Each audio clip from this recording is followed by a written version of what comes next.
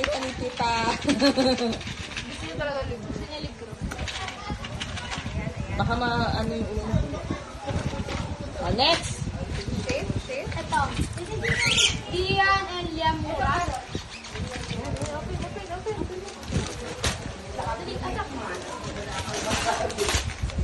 Wow! Daming damit. Libre sa kotse. Wow, ang ganda. Ito. Oh, next. From Kai. Yay! Oy, ganda yan. Hindi tita kayo rin. Ay, ano yun? Damit, dolphin. Ay, whale pala, whale. Nakakulo sa'yo. 4 na lang.